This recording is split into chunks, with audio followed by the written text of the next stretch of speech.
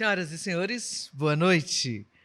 Iniciamos agora, através dos canais da TV Dedê, a TV da Casa de Vovó Dedé no YouTube e da página da Casa de Vovó Dedé no Facebook, mais um evento que faz parte do primeiro Festival Internacional de Música Instrumental Mansueto Barbosa, FIME, uma realização da Casa de Vovó Dedé e da Secretaria Especial da Cultura do Ministério do Turismo. A Casa de Vovó Dedé é uma instituição sem fins lucrativos que há quase 29 anos trabalha educando crianças e jovens da periferia de Fortaleza através do ensino de música e das artes. A instituição oferece gratuitamente 16 cursos de formação musical, além de cursos profissionalizantes em diversas áreas. A Casa, hoje, desenvolve relevante papel na formação, produção e divulgação da arte e cultura no estado do Ceará. Ao longo do tempo, os projetos que desenvolve vêm obtendo merecido destaque no cenário nacional, seja pelo expressivo volume de sua produção, seja pela qualidade dos produtos que realiza. Reconhecimento que chega de toda a parte do Brasil e do exterior. O Festival Internacional de Música Instrumental Mansueto Barbosa é mais um empreendimento ousado da Casa de Vovó Dedé. O FIME foi concebido na intenção de criar um espaço artístico e educativo de celebração à música e à educação musical. O evento é composto de encontros formativos e apresentações artísticas que enaltecem a experiência e o conhecimento musical, fomentando a performance artística e oportunizando a interação entre estudantes e músicos profissionais. Essa primeira edição do FIME conta com mais de 400 horas, envolvendo um conjunto de ações nos campos da performance e da educação musical. As atividades abrangem recitais, palestras, oficinas, mesas temáticas, cursos e workshops, realizados por artistas e professores renomados no Brasil e no exterior. O festival contempla também a realização da 8ª edição do concurso de música Jovens Talentos Mansueto Barbosa, que premiará performances solo de jovens artistas inscritos de todo o país. Para o encerramento do FIME, foi idealizado um show muito especial. Na noite do dia 6 de dezembro de 2021, no Teatro José de Alencar, em Fortaleza, será apresentada a Cantata da Esperança, um concerto especialmente concebido para homenagear a música, a esperança e a vida. Para que tudo isso fosse possível, contamos com o patrocínio por intermédio da Lei de Incentivo à Cultura, do Apvida, Unipac, Delfa, Ibite, Lunelli, Allianz, Durametal, Cozampa, DAS, Newland, Newsedan, Cerbras, Freitas Varejo e Resibras. Contamos ainda com o apoio da BG Soluções Sociais, Fix Turismo, Prática Eventos e VSM.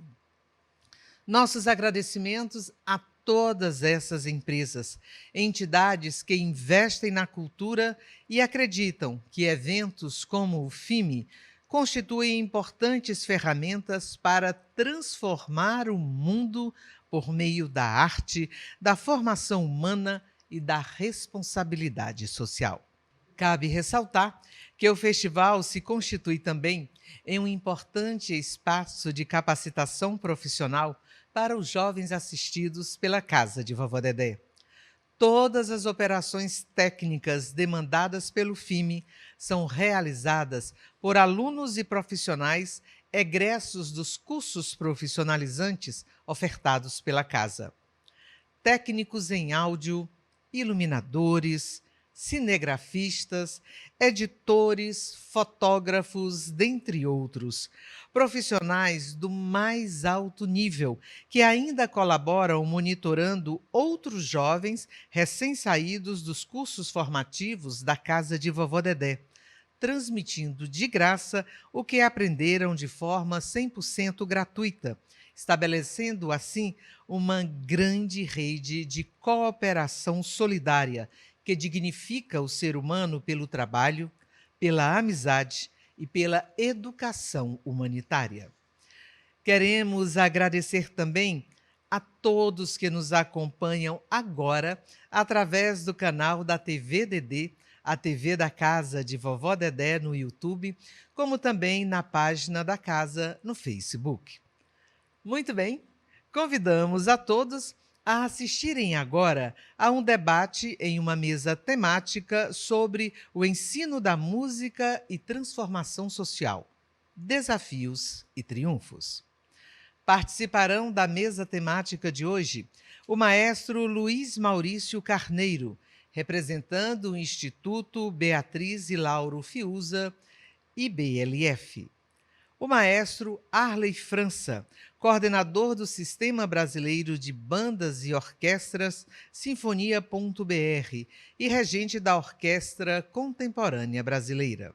E também a participação do educador Vanildo Franco, coordenador pedagógico da Escola de Música de Guaramiranga. A mediação será do jornalista Hamilton Nogueira, ele que toda semana produz e apresenta o programa Acorda, da TV Dedé, a TV da Casa de Vovó Dedé.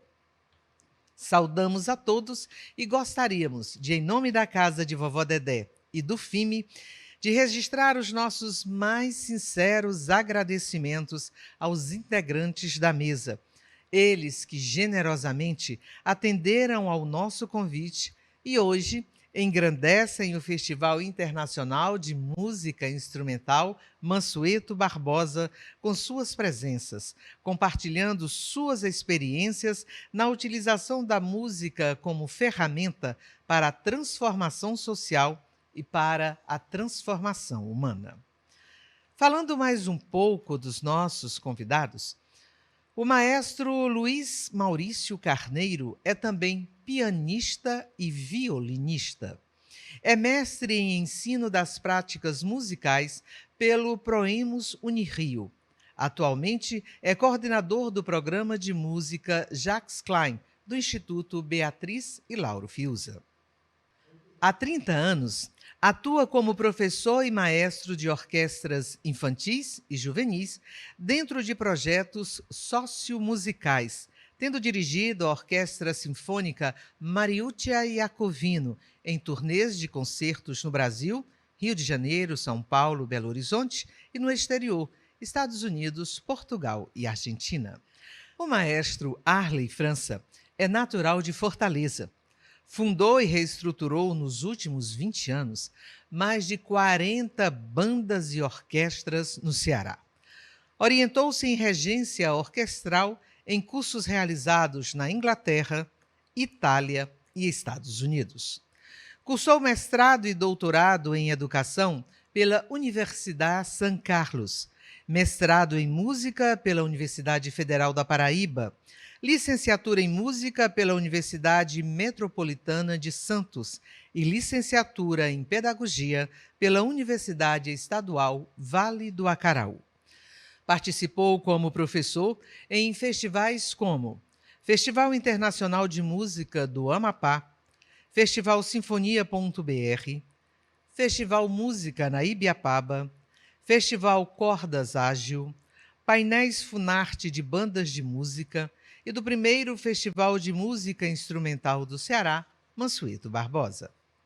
Desde 2018, atua como coordenador pedagógico do Festival Música da Ibiapaba, da Secretaria da Cultura do Ceará. Regente e fundador da Orquestra de Sopros de Pindoretama, dirigiu concertos do grupo na Alemanha, mais precisamente nos anos de 2002, 2006 e 2014, e também na Noruega em 2010. Colaborou com diversas instituições culturais no Ceará, como Tapera das Artes, Associação dos Amigos da Arte de Guaramiranga, Água, e Instituto Beatriz e Lauro Fiuza, neste último como coordenador pedagógico e regente fundador da Orquestra Jacques Klein. Atua também como coordenador do Sistema Brasileiro de Bandas e Orquestras, Sinfonia.br, regente da Orquestra Contemporânea Brasileira e diretor artístico da Orquestra de Sopros de Pindoretama. Vanildo Franco é músico, luthier e arte educador. Atua há 23 anos como professor de percussão, sendo 13 dedicados à coordenação do grupo Tambores de Guaramiranga. Responsável durante 7 anos pela condução do núcleo de percussão da Orquestra Nordestina do Grupo Pão de Açúcar.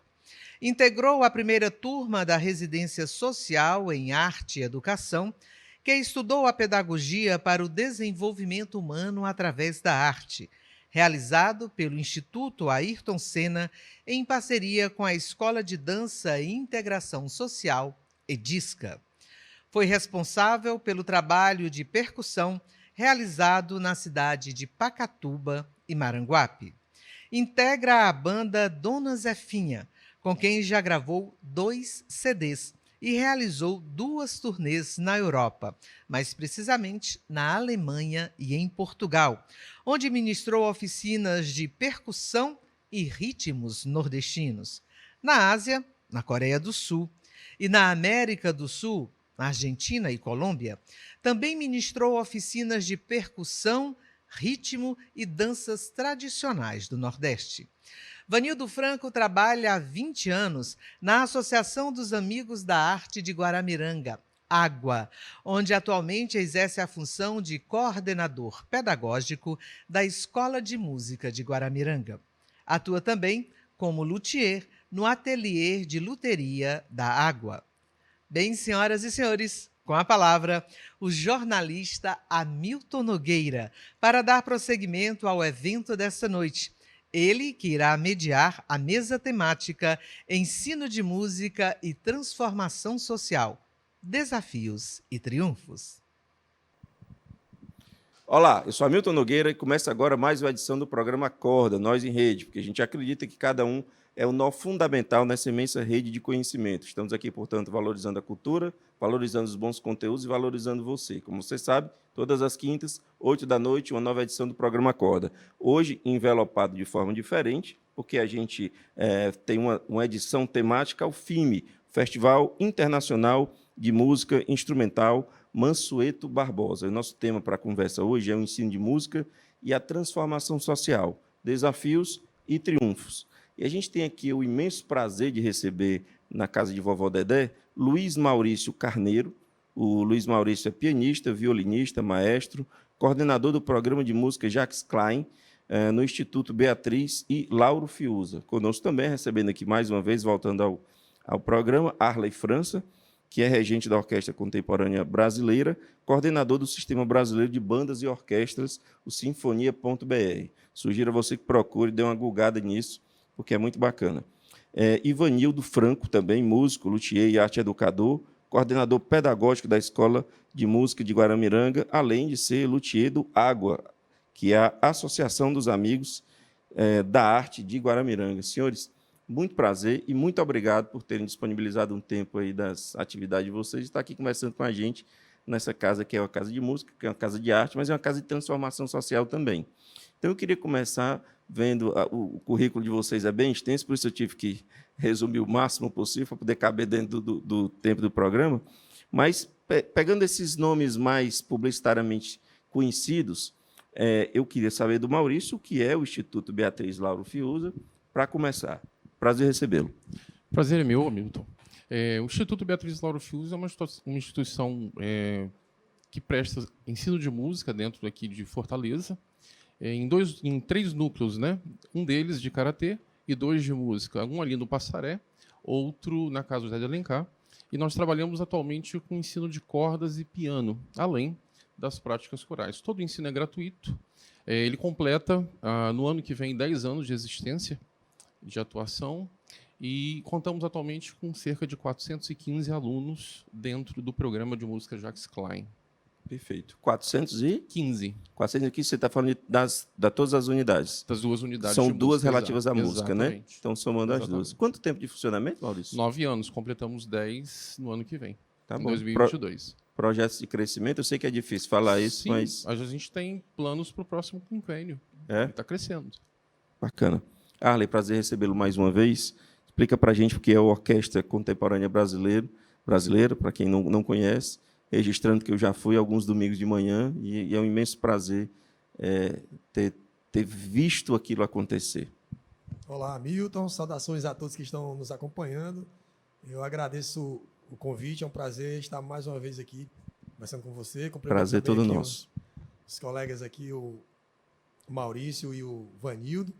A Orquestra Contemporânea Brasileira é uma ação cultural do Sinfonia.br, Sistema Brasileiro de Bandas e Orquestras, em parceria com a Amarte.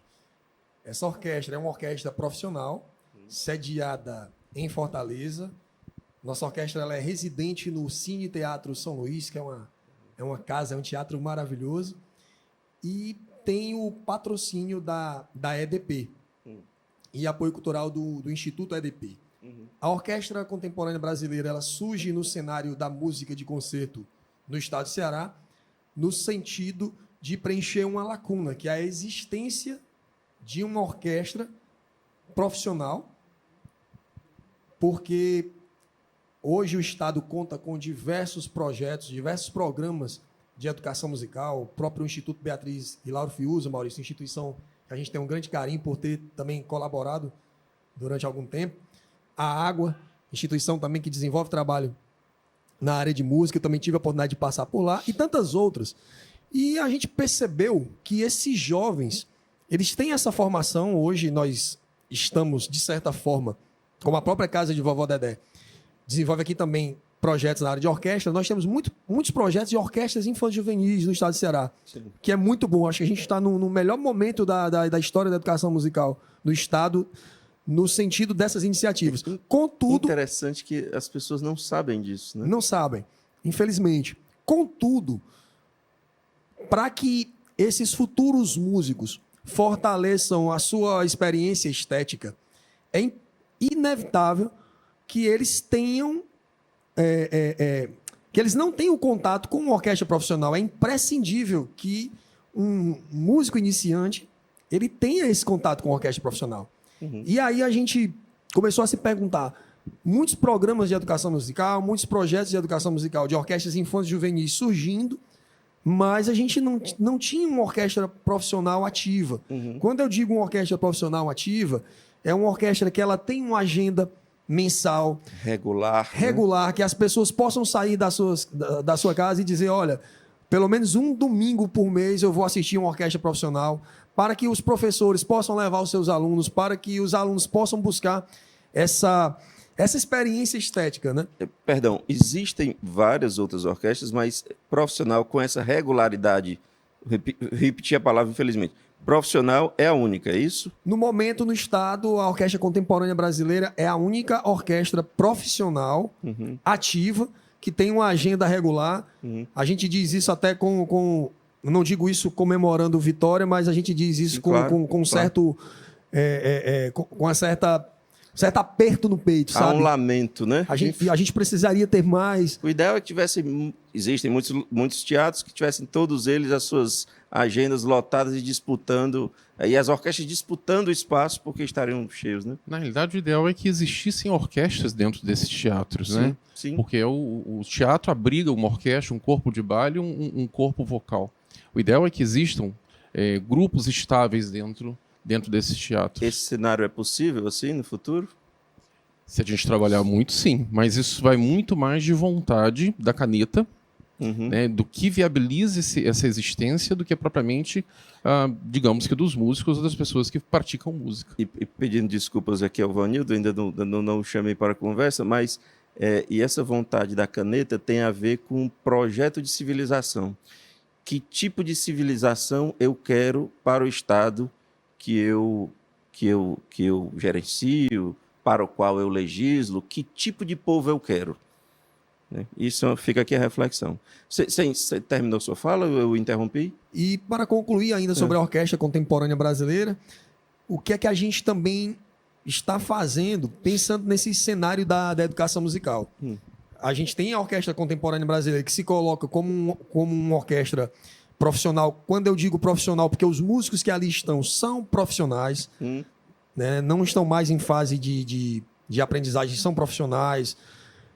A gente tem hoje aqui, morando também no estado do Ceará, músicos de outros estados que já... É isso que eu ia perguntar. Então tem músico vindo de outro estado para participar? Sim. Sim, né? Dentro da orquestra hoje, colaborando conosco, o nosso Spala é o Nadilson Gama, que é um músico, violinista, um dos grandes nomes do instrumento no Brasil. É muito comum você ver cearenses talentosos saindo em busca de oportunidade, né? É verdade. E qual é que é a ideia? É que com a manutenção de uma orquestra profissional aqui, a gente consiga reter esses talentos. Tem muita gente que não quer ir embora do Ceará. E se quiser sair, porque buscar experiência, assim como atletas, é absolutamente fundamental, mas não motivado pela falta de oportunidade. Isso é que é o doloroso. Não é troca de experiência, é a falta de oportunidade, né? Bom, Vanildo, foi um prazer recebê-lo, e aí explica um pouco desse ótimo nome, Água, né? O que é e o que faz. Então, agradecer pelo convite, né? A Água, ela surgiu em 1992, no dia 10 de outubro, motivada pela carência na cidade de Guaramiranga, mas não só na cidade, mas na região como um todo, de atividades de formação artística. Né? A Água, ela trabalha, além da escola de música que ela mantém, ela trabalha também com artes cênicas, com artesanato, né? Com empreendedorismo cultural. E um grupo de amigos resolveu se juntar, montar, né? Uma associação para trabalhar de forma independente, né? Fazendo parcerias com o poder público, com empresas privadas, para trabalhar a arte no maciço de Baturité como um todo, a formação de jovens artistas, né, envolvendo teatro, dança, música, né, 1992. Isso, a gente acabou de completar 29 anos. Pois é, eu estava pensando, vamos para 3 décadas. Exato, o próximo ano é uma festa grande que a gente vai fazer, se Deus quiser. Tomara, e todo mundo livre aí dessa tragédia humanitária. E o que você já tem, o que você pode dizer de frutos dessas 3 décadas? A gente tem o nosso principal projeto, né, acho que é o motivo de eu estar aqui hoje, é a Escola de Música de Guaramiranga, que foi fundada no dia 5 de novembro de 97. Então, a gente, de lá para cá, já vem tendo alguns frutos, né? A maioria das pessoas, nós estamos aí chegando bem perto de mais 10%, talvez. Aí, o último cálculo que a gente fez, 10% da população de Guaramiranga já passou, população jovem, já passou pela Escola de Música de Guaramiranga e passou pela oportunidade de ter tido o contato com a música e com a arte. Então, os frutos disso são... Isso é o projeto civilizatório. Isso é um projeto que a gente pensa, viu, amigo, a longo prazo. Porque, por exemplo, o Arley tem esse sonho de ver um dia, de repente, todos os teatros, né, do Ceará com sua orquestra, pelo menos a capital. E a gente sabe que isso não é fácil, porque a parte que nos cabe que é a parte das ONGs, do terceiro setor, a gente está fazendo. A gente está mantendo esses projetos, a gente está formando músicos, trazendo pessoas para o mercado. Agora eles não estão achando vazão para mostrarem o seu potencial. E isso depende de política pública, principalmente. Né? Um teatro ele tem que ter a sua orquestra. E isso é muito comum na Europa. Né? Em 2019, a Água fez um intercâmbio com uma escola de música de Madrid. E lá eu fui apresentado a um projeto que acontece em todos os bairros da capital. O que é lá? É uma escola de música com 3 andares, com um teatro próprio. Toda escola dessa tem a sua orquestra, tem o seu teatro. Todo bairro da capital tem a sua orquestra. E isso... aí, assim, é utopia sonhar isso aqui? Não é.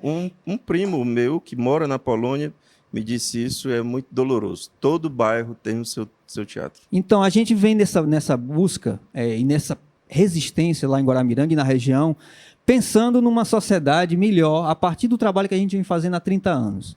Então, a gente acredita que só se mantendo, com todas as dificuldades que a gente sabe que uma ONG tem para se manter, com um projeto de arte tem para se manter, a gente acha que o objetivo maior é se manter porque a gente sabe que existe algo lá na frente que a gente vai colher.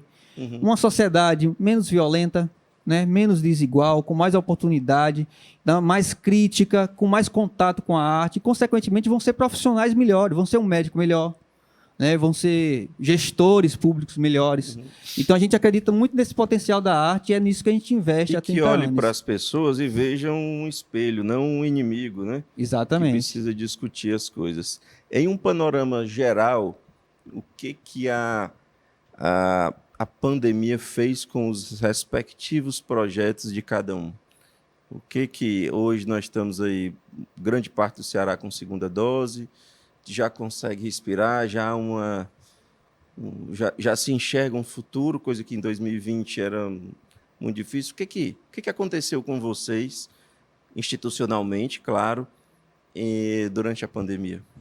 Maurício? Bom, a gente teve que se reinventar, como todo mundo fala exatamente, essa palavra tem sido utilizada com muita frequência, né? Então a gente teve que se reinventar na proposta de não deixar o trabalho deixar de acontecer ou de que ele não tivesse decréscimos.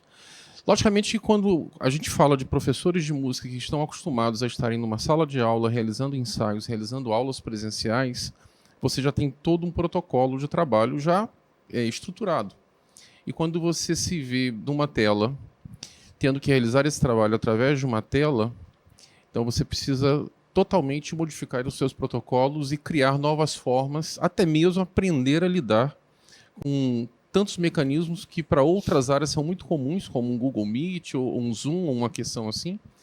Mas, além do mais, não é só uma questão de você estar à frente ou falando ou discorrendo sobre determinado assunto, mas é você encontrar, sobretudo numa situação de aulas de música, você encontrar uma forma de explicar a esses meninos e meninas altura de braço, movimento como deve ser feito, e ainda por cima encontramos o problema da qualidade da internet, da qualidade do som, enfim, uma série de problemas. Mas o mais importante nesse momento todo foi deixar a chama acesa, mantê-la acesa, de forma, esperando que momentos melhores, como a gente já começa a vislumbrar agora, eles viessem a acontecer e a gente pudesse dar continuidade. O Instituto já inicia esse processo de presencial, né, com todos os cuidados, como muitas outras instituições. Então, estamos realmente dando graças a Deus, porque agora a gente já pode se encontrar e pode realizar ensaios e pode realizar aulas, mas foi um grande aprendizado para todos nós, professores. É claro que do primeiro momento em que nós soubemos que isso ia acontecer, até o momento em que vocês decidiram continuar a dar aula, teve ali uma aprendizagem em forma de como é que eu vou usar, como é que eu vou abordar, etc. Mas passado vamos olhando para 2021, você acha que o resultado é o mesmo? Através unicamente desse contato à distância, eu acho um pouco mais complicado. A gente precisa ter um certo contato presencial. Eu tenho observado que a utilização desses meios se transforma numa ferramenta viável, uma ferramenta como complementação. Existem pessoas que defendem o trabalho unicamente através do online, né? Eu defendo para determinadas áreas, com características específicas. Então, eu não digo a você que no Instituto, na posição de coordenação, que nós não vamos totalmente parar o contato do online ou vamos deixá-lo de fazer. Não. A gente vai agregar isso, a nossa rotina, o nosso protocolo, de maneira que a gente consiga resultados melhores, certo? Mas, em se tratando de música, em se tratando do ensino do instrumento, é realmente muito complicado você realizar esse trabalho sem ter o contato, sem ter a troca presencial. O que 2021 fez, o que a pandemia fez com a orquestra, maestro? Foi muito desafiador esse cenário de pandemia, porque a Orquestra Contemporânea Brasileira ela tem basicamente aí duas vertentes. A gente tem um primeiro ponto de atuação que é voltado para concertos, e concerto a gente precisa de ter os músicos, os artistas que ensaiaram, que prepararam aquele repertório, foi feito todo um trabalho. Nós precisamos também de ter o público, né? E é muito importante para um artista, para um músico, esse Troca. contato, essa energia na hora do concerto, sabe? É você estar tocando aqui e mesmo não estar olhando no rosto das pessoas, mas sentir no calor dos aplausos o quanto aquelas pessoas estão gostando. A gente perdeu isso, né? A gente não tinha como fazer isso.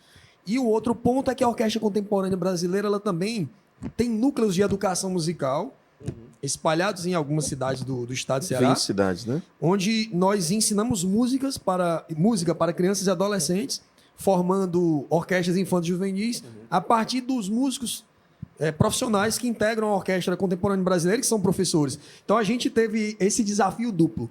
No primeiro ponto, que é a questão dos concertos, o que é que a experiência da pandemia ela nos trouxe? A gente foi ter que estudar, pesquisar como é que eu vou produzir agora um concerto em vídeo.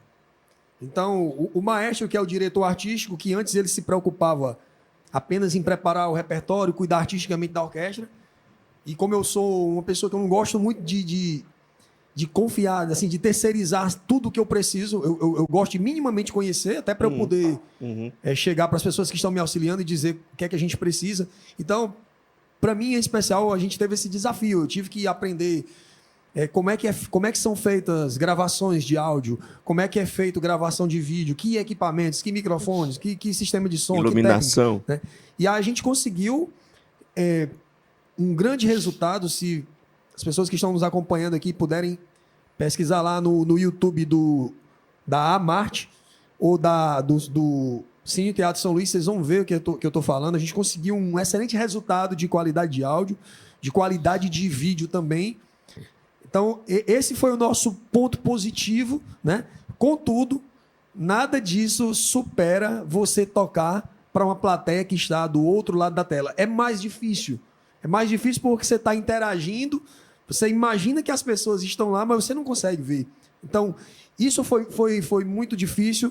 E os nossos músicos, os integrantes da Orquestra Contemporânea Brasileira, eles foram grandiosos. Eles foram grandiosos porque conseguiram, nesse cenário de pandemia, convivendo com todas essas circunstâncias que nós precisamos passar, mas eles sempre mantendo ali, dentro do possível, né, essa chama acesa. Isso foi uma questão, inclusive a Casa de Vovó Dedé aqui foi nosso parceiro, os ensaios da Orquestra Contemporânea Brasileira dessa temporada ocorreram aqui, e os concertos eles foram gravados e exibidos diretamente do Cine Teatro São Luís, né? E o outro ponto, a questão da educação musical. E aí eu chamo a atenção, isso é uma opinião minha, não estou dizendo que é verdade, que é o certo, que é errado, mas é uma opinião minha.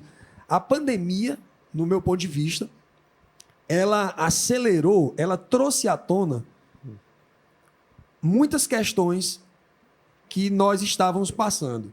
Empresas que estavam à beira ali de um colapso, empresas que estavam com problemas financeiros, de repente a falência ela veio mais rápido com a pandemia. Pessoas, empresas que estavam mais fortalecidos, a pandemia também serviu para mostrar isso. Por que eu estou falando isso? Porque a gente já começou a pensar há 2 anos que o futuro da educação ele seria inevitável o seu encontro com a educação à distância.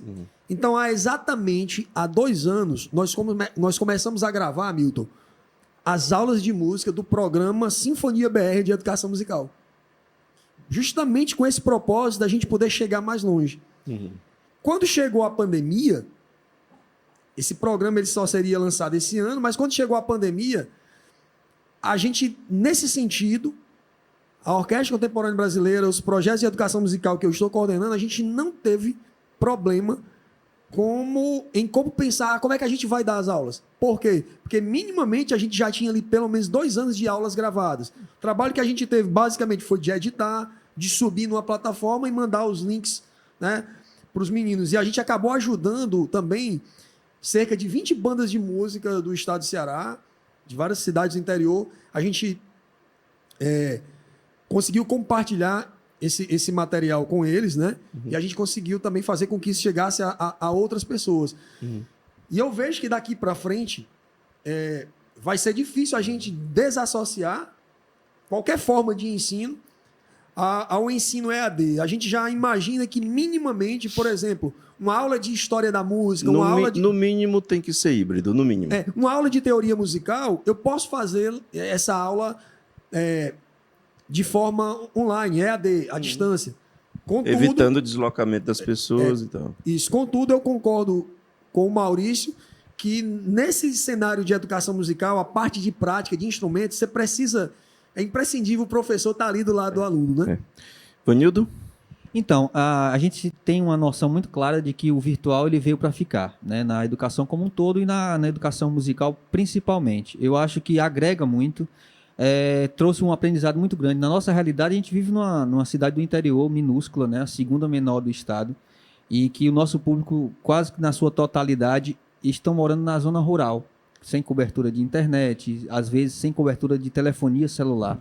A gente teve uma defasagem muito grande porque a gente não conseguia chegar a todo mundo pelo meio virtual. Então a gente teve que de usar várias estratégias, além de gravar vídeos e mandar para uma tia, para um vizinho que tinha um smartphone. Às vezes a criança não tinha, o adolescente não tinha um smartphone. O único telefone que tinha na casa era o da mãe, era o do pai que usava para trabalhar. Então a gente encontrou muitas dificuldades nesse sentido. É fato, o virtual veio para ficar, mas também é fato de que ele trouxe, essa realidade da pandemia trouxe à vista agora, às claras, uma desigualdade muito grande nessa questão do acesso à tecnologia. Principalmente, você vê o Arley falando e o Maestro falando também, aqui em Fortaleza a gente teve dificuldades, né, de cobertura de internet. Imagina no interior, onde não tem fibra ótica, não tem cobertura em banda larga. Então, é uma necessidade urgente. Se a gente quiser realmente trazer esse público para esse processo de inclusão do digital dentro da educação musical, a gente tem que pensar em políticas públicas. E eu acho que a gente, com o nosso trabalho, com os resultados que nós obtemos durante nossos anos aqui de trabalho, a gente pode apresentar esses resultados e fazer pressão aos gestores. Olha, tem esse público que não está sendo atendido nessa área. Então, a gente quer brigar, quer continuar com o virtual e durante a pandemia aprendemos muito a lidar com isso, a adequar o nosso plano de trabalho para uma realidade totalmente atípica, mas a gente precisa de condições mínimas, e isso só vem através de políticas. E eu acho que o nosso trabalho aqui das ONGs, ela tem esse papel político também, de pressionar gestores, de propor políticas públicas. Olha, eu estou lá no interior do estado e lá não tem cobertura de banda larga.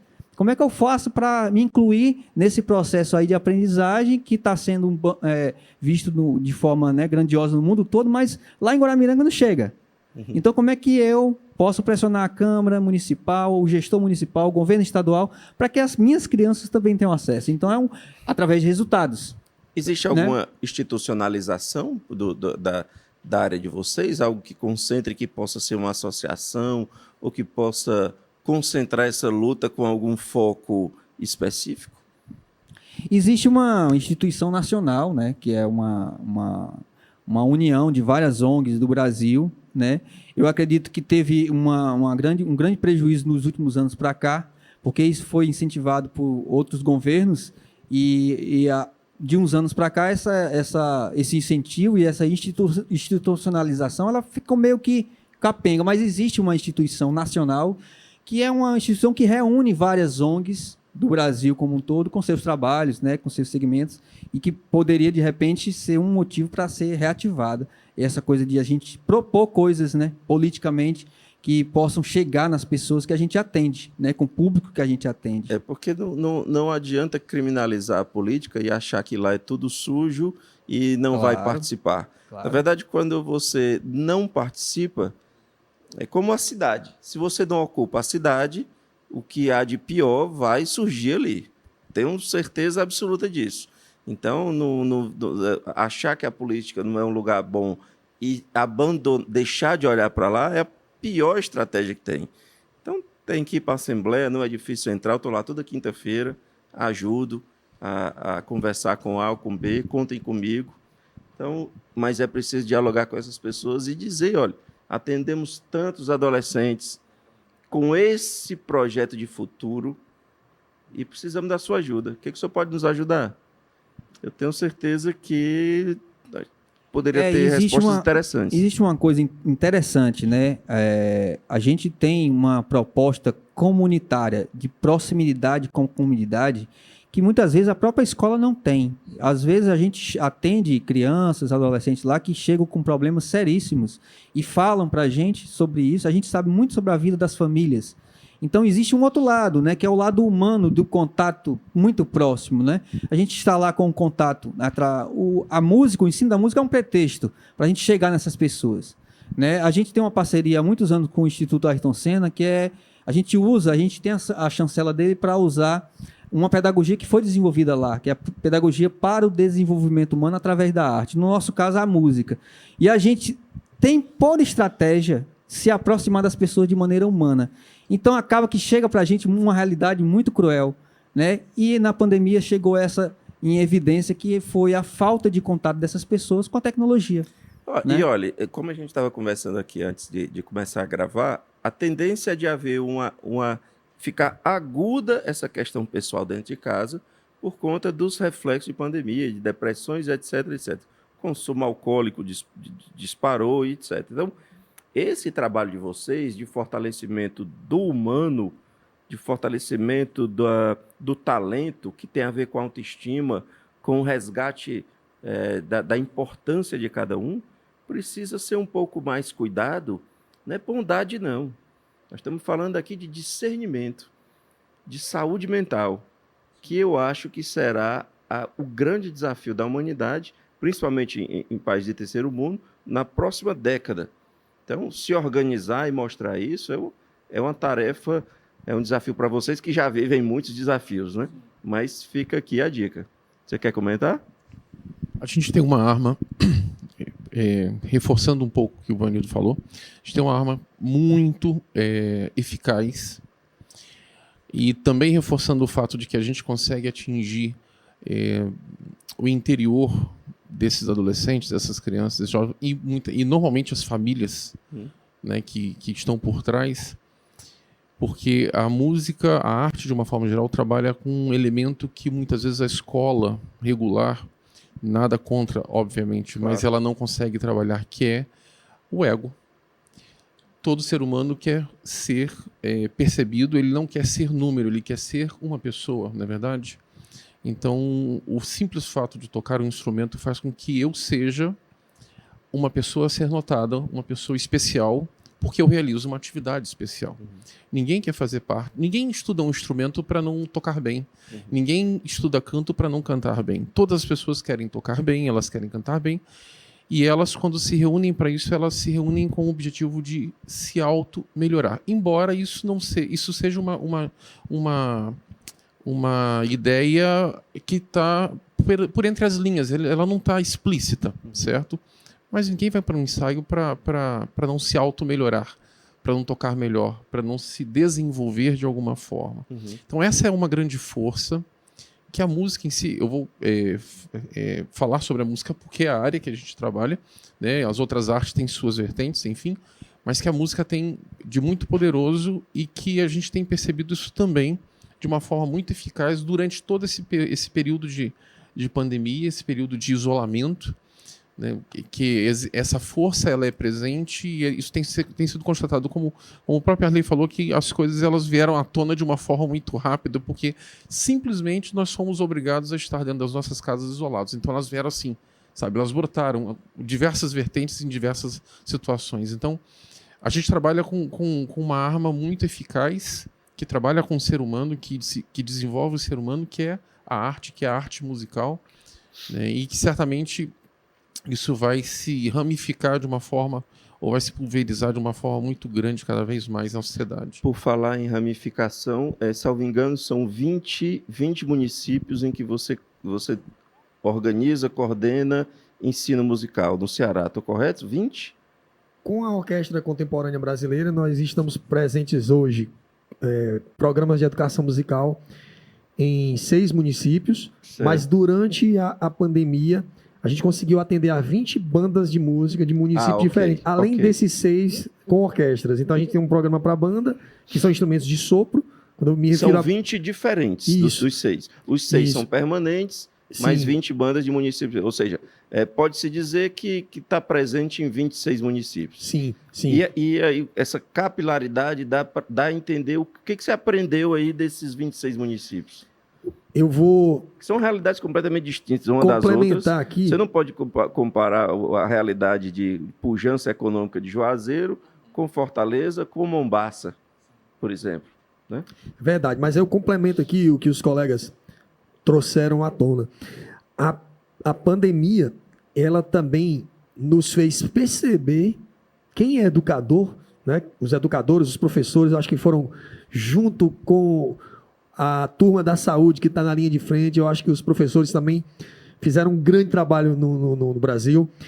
E nós que somos educadores, nós percebemos algo que, mesmo estando trabalhando com organizações não governamentais, com organizações sociais, a gente não havia percebido. Por quê?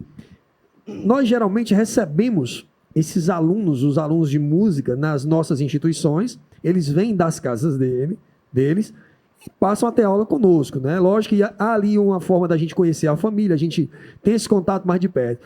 Mas o que foi que a pandemia fez? Ela fez algo. Ela pegou agora as organizações, através de seus professores, e nós passamos a entrar na casa das dentro crianças. da casa deles. E quando eu entro na casa da criança através da tela do celular, eu começo a perceber coisas, as instituições, as organizações, elas começam a perceber uma realidade que a gente não percebia, porque a criança hoje que está assistida pelos projetos aqui, somos projetos sociais, as crianças chegam lá, bonitinha, arrumadinha, vai para a aula, na nossa instituição lá, eu sei que eu conheço o IBLF, que é uma instituição do meu coração, sei como é que é, recebem um lanche lá, na água também, ok. Só que agora, com a pandemia, inverteu a situação. Nós vamos para dentro das casas dessas famílias e às vezes o close daquela aula, da imagem do celular que está ali na sala da casa, ali nos diz muitas coisas.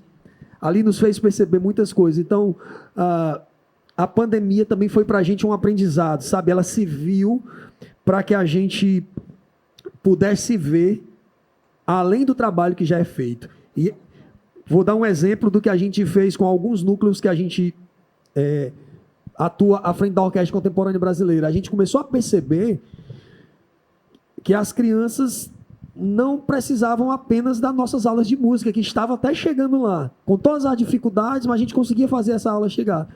Só que a gente percebeu, Maurício, Vanildo, Hamilton, que pais, que famílias não tinham emprego, cara. E como é que essa criança ia chegar na minha aula de música, mesmo online, se ela não tinha nem alimento? E aí a gente, tocado por isso, a gente só conseguiu perceber isso mais de perto a partir das aulas, né? E aí a gente desenvolveu uma campanha, Sinfonia Solidária, onde a gente arrecadou alimentos e toda a equipe, né, do projeto. A gente fez essa distribuição também, a gente ajudou. A gente está num momento que é difícil.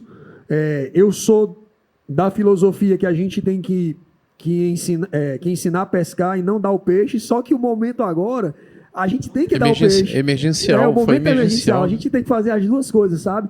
Então a pandemia, ela nos fez perceber que o nosso papel, já que somos instituições que trabalham com ensino de música, é muito maior Profundo. do que só ensinar música, sabe? Muito mais profundo. O IBLF também teve essa mesma impressão. A hora que as telas se abriram, a gente descobriu realmente muitas coisas que a gente não conseguia ver no dia a dia, recebendo, mas sim estando lá, a gente conseguiu perceber muitas coisas. Os gestores de vocês, patrocinadores ou pessoas que, enfim, que oportunizam esse trabalho de vocês, enxergam diferença entre formar um grande músico ou salvar um jovem, uma jovem de um caminho equivocado? Pode falar. Não, pode, Nilson. Não, a gente tem pelo menos na filosofia de trabalho da água, em primeiro lugar, trabalhar o humano. Porque a gente acredita Essa é a prioridade. é a prioridade. Inevitavelmente, vai ter grandes músicos que vão se formar ali, porque a gente está trabalhando com uma linguagem artística, uma linguagem musical. Então, vai ter alunos que vão frequentar nossas aulas e vão se descobrir grandes músicos, e vão fazer faculdade, e vão fazer bacharelado, e vão entrar numa orquestra. Isso é inevitável. Mas outras pessoas que se formaram em enfermeiro vão ser um enfermeiro mais humanizado, porque ele passou por um processo de formação artística que possibilitou ele descobrir o ser humano melhor que ele é. Então, ele vai ser um profissional, vai ser um advogado, vai ser um engenheiro, futuramente, mas ele vai ser um engenheiro que passou por um processo de humanização através da arte, através da música, no nosso caso. Então, a gente prioriza que aquela pessoa, aquele ser humano, seja melhor e tenha contato com o maior número de atividades humanizadas possível. É isso que faz a gente se manter até hoje. Lógico, vão ter grandes músicos que vão sair dali. A gente está trabalhando com arte, com música, mas o principal objetivo da gente é formar grandes pessoas, né? A ideia inicial, na realidade, é a formação das pessoas. A música é uma ferramenta.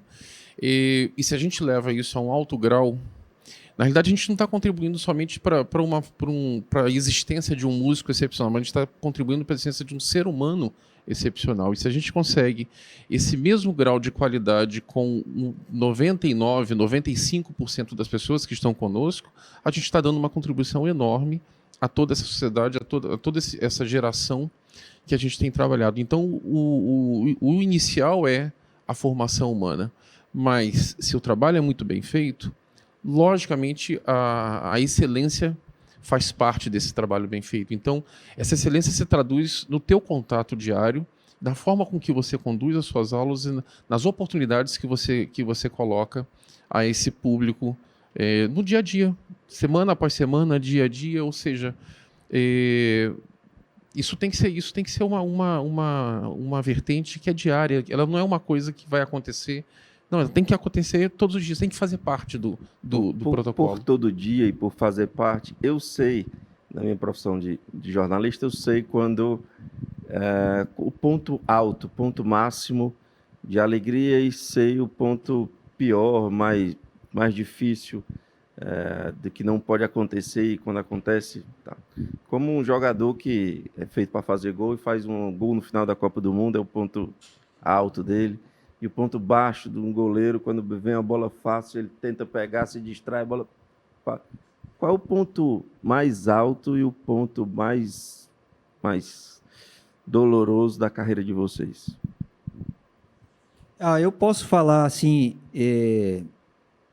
dar um exemplo até pessoal, né? Eu me formei dentro da instituição que hoje eu trabalho, né? Então eu entrei na escola de música, eu tinha 14 anos de idade e fui passando por várias etapas, por vários processos, né? E a minha geração também passou por essas várias etapas. Muita gente se encaminhou, casou, se profissionalizou e agradece à instituição pela oportunidade que teve de ser um ser humano melhor. Eu acredito que o ponto máximo é quando a gente olha para uma pessoa que passou pelo processo da escola de música e vê aquela pessoa estabelecida na sociedade, vê uma pessoa que não tem grandes posses, mas tem uma dignidade de ter tido a oportunidade de se formar como uma pessoa melhor. Então, ele trabalha honestamente, né? Ganha pouco, mas trabalha ali honestamente, tem a sua família, cuida bem dos seus pais. Então, é um ponto máximo. né? Não precisa ser todos. Essa porcentagem, eu acho que dentro de uma turma, se a gente consegue, uma turma de 20, a gente consegue 5 alunos que conseguiram, então valeu a pena o trabalho até ali. Claro que a gente vai conseguir tentar fazer com que esse número aumente, mas o ponto máximo seria isso. E o ponto mais, vamos, mais triste, menos que a gente quer menos ver, seria essas pessoas se desviarem por o caminho do errado, né? Que a gente não consiga, o cara impressionante, caiu no tráfico, né? Entrou com problemas na justiça e tal. A gente não quer ver essa pessoa. E aí, não necessariamente, a gente define o sucesso do projeto ele sendo um bom músico. A gente vai dar o melhor que a gente pode do ensino de música, com a estrutura que a gente tem de melhor, com as melhores pedagogias que a gente tem disponível, para dar o melhor ensino de música para aquele aluno, para que ele seja um profissional melhor. Aí, se a gente consegue isso, é a glória total, com certeza. E a gente diz assim, conseguimos chegar em um dos nossos objetivos, né? Arlen. Bom, a pergunta foi sobre o ponto máximo da carreira, né? Do seu dia a dia, da carreira, aquilo que lhe traz orgulho, porque você pode, aquilo que traz orgulho pode ser o resultado de uma carreira, mas pode ser um concerto no domingo de manhã. Então, você fica à vontade para interpretar. A formação de um maestro no Brasil, ela passa por um percurso que ele é muito complexo, principalmente porque as orquestras elas não surgiram, né, originalmente no Brasil. As primeiras orquestras elas surgiram na Europa.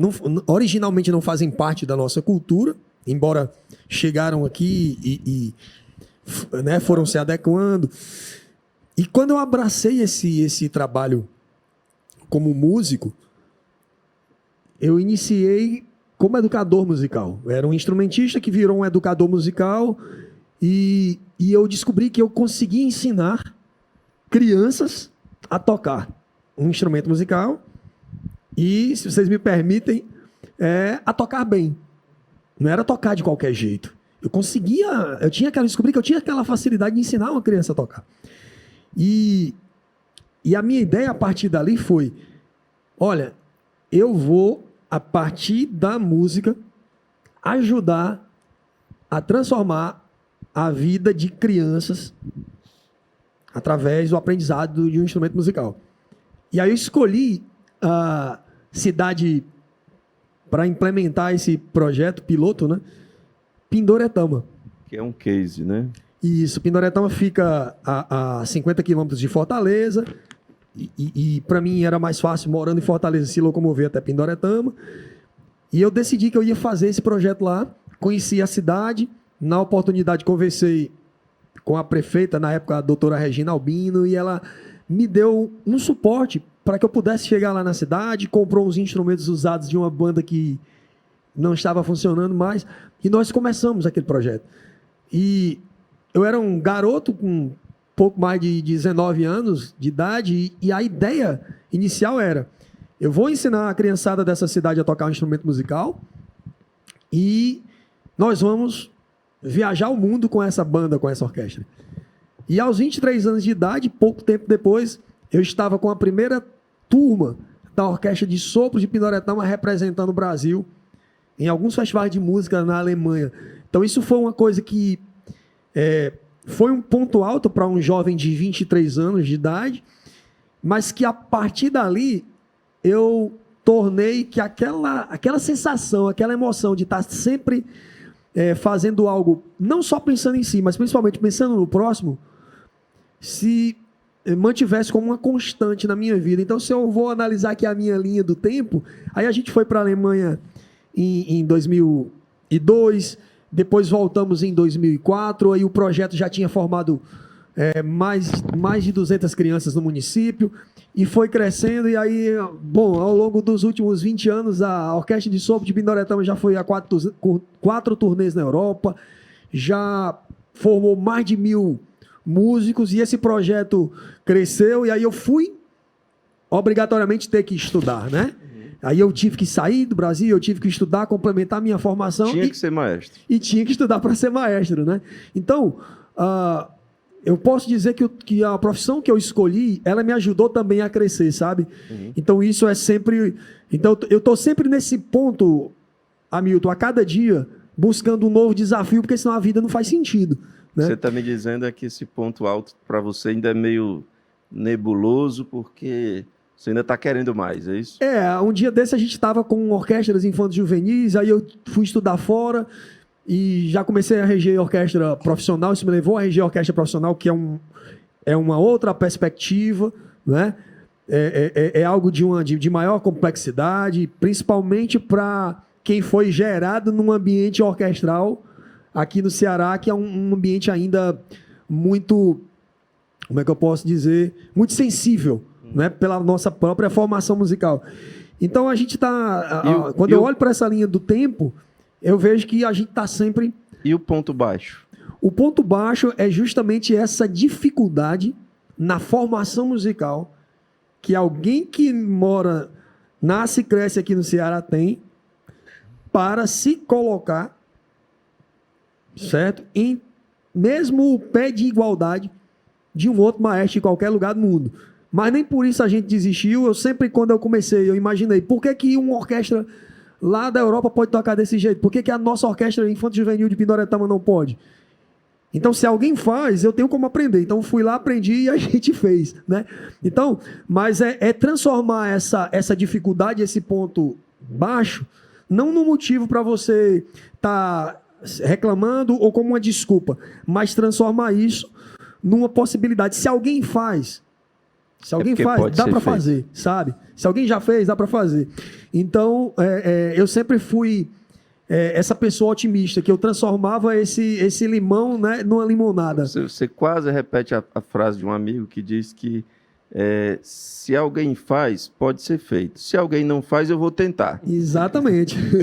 Maurício, ponto alto e ponto baixo. Bom, você vai perceber que a gente tem... você está falando com 3 educadores e que os pontos altos serão muito semelhantes, né? Corroborando com os colegas, para mim, pontos altos é quando eu visualizo que pessoas que estiveram na minha classe durante muito tempo se transformaram meus colegas de trabalho. Isso são pontos altos, sabe? Mesmo que eles se transformem em profissionais, como o Ronildo falou, de outras áreas, mas se transformem em meus colegas de trabalho e eu venho a trabalhar, a ter acesso, ter contato com essas pessoas. Olha, você estava na minha sala de 2000 ou de 1991, quando eu estava lá começando ainda, testando muitas coisas, enfim. Né? E quando você recebe a notícia de que alunos passaram para a orquestra do estado de São Paulo... Bom, eu estou aqui no Ceará, eu vou completar 2 anos ainda, na realidade. Então, eu cheguei no início do ano passado. Você é de onde? Eu sou do Rio, estado do Rio. Cheguei no início do ano passado e já peguei a pandemia logo depois. Né? Eu fiquei, na realidade, 2 meses sem pandemia e o restante com isolamento em casa. Atravessar a pandemia lá ou atravessar a pandemia? Olha, eu te digo que eu fui para lá e acabei contraindo Covid lá. Lá? Sério, ainda fiquei internado 15 dias, enfim, foi uma loucura. E depois retornei para cá em outubro do ano passado. Bom, enfim. Então, acho que ponto alto, eu acho que todos aqui vão concordar comigo, que é quando a gente vê aqueles que estiveram na nossa sala em posição de alunos, né, de pessoas em que a gente estava ensinando, que elas se transformam autônomas e que elas sabe, decolam nesse caminho. Se forem músicos, se forem meus colegas diretos de trabalho, melhor ainda, né, isso acontecer. E eu também corroboro com os meus colegas, quando a gente tem inúmeros talentos, inúmeras pessoas que a gente já visualizava um segmento. Isso aconteceu poucas vezes, na realidade aconteceram 2 vezes nessa trajetória minha entre Rio, esses 30 anos de trabalho lá e agora aqui. Eu posso contar 2 vezes que aconteceram em meninos que estavam tocando trompas ali na orquestra e daqui a pouco, por situações da vida, eles saíram do projeto e se envolveram com drogas e acabaram morrendo assassinados por questões de briga de tráfico e coisas assim. Então, isso realmente doeu lá no fundo, porque eu queria esses meninos tocando ainda, né, porque a gente acaba se transformando como tutores, pais, mentores, enfim, de todos eles. Né? A minha profissão me permite conhecer muita gente. E o ponto alto para mim é conhecer gente que pensa no outro. O ponto baixo é conhecer gente que só pensa em si. Eu agradeço imensamente a participação de vocês e queria dar 30 segundos para cada um para uma palavra final. Podemos começar com quem? Não Posso briguem entre começar? si, não. Não, eu quero agradecer o espaço, o convite. É sempre muito importante a gente estar se encontrando, né? Ainda mais agora, num período ainda pandêmico, falando um pouco sobre o trabalho que a gente faz, sobre, né, humano, sobre humanidade. Então, para a gente é um prazer, grato pelo convite. Arley. Agradeço o convite de poder participar aqui com vocês nesse festival maravilhoso também, que é o FIME, dentro aqui do programa Acorda. É uma honra ter conversado aqui também, Hamilton, com o Vanildo e o Maurício, e dizer que, mesmo na pandemia, as instituições, nós aqui somos apenas uma amostra, né? Existem outras tantas instituições, como a própria Casa de Vovó Dedé, transformando a vida de crianças, de adolescentes, da nossa população, através da música. E aí eu faço aqui um chamado aos gestores públicos. No momento, a Orquestra Contemporânea Brasileira está levando núcleos de educação musical para as diversas cidades do estado de Ceará. E a gente chama a atenção dos gestores públicos que invistam mais na criança, invistam mais no jovem, no adolescente. Não só a música, mas a educação de forma geral, o próprio esporte, enfim. E porque esse trabalho que nós estamos fazendo aqui, ele até que é importante, mas nós não fazemos sós. E é importante que o poder público esteja mãos dadas conosco. Maurício? Eu agradeço também a possibilidade de estar aqui conversando com vocês, falando de um assunto que, para mim, é um assunto muito especial, que é essa questão da iniciativa não governamental e isso em relação ao ensino de música.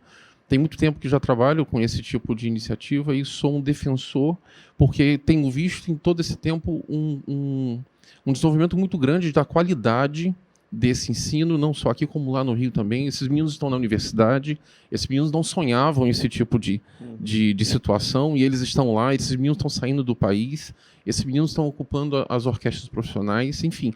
A escola de música tradicional, como eu estudei, seguramente como meus colegas também estudaram, ela já encontra outras ramificações dentro desse meio social. Isso é muito importante porque isso abre, democratiza todos os meninos e meninas e todas as pessoas que querem estudar. Então, agradeço a possibilidade, essa oportunidade de estar falando sobre o assunto e vamos juntos, né? Vamos juntos trabalhar para que isso se transforme cada vez mais forte. Governo de mão dadas com a iniciativa. Vanildo, Arley, Maurício, imensamente agradecido. Agradeço também você que nos acompanha. Lembrando que todas as quintas, sempre às 8 da noite, a gente lança uma nova edição do Acorda, dessa vez especial, envelopado a partir do FIME, que é o Festival Internacional de Música Instrumental Mansueto Barbosa. Obrigado pela boa companhia e até semana que vem. Bem, estamos de volta após esse debate maravilhoso que todos acabaram de assistir. Nos despedimos. Contudo, aproveito e convido a todos a acessarem a página do FIME, www.fimefest.com.br. Entra lá, confere toda a programação do festival, compartilha com seus amigos, acompanhe e participe do primeiro Festival Internacional de Música Instrumental Mansueto Barbosa. Reiteramos nossos agradecimentos às empresas que patrocinam o primeiro FIME através da Lei de Incentivo à Cultura. Apvida, Unipac, Delfa, Ibite, Lunelli, Aliança, DAS, Cozampa, Durametal, Newland, New Sedam, Cerbras, Freitas Varejo e Resibras. Agradecimentos ainda pelo apoio da BG Soluções Sociais, Fix Turismo, Prática Eventos e da VSM. Desejamos uma excelente noite e até uma próxima oportunidade.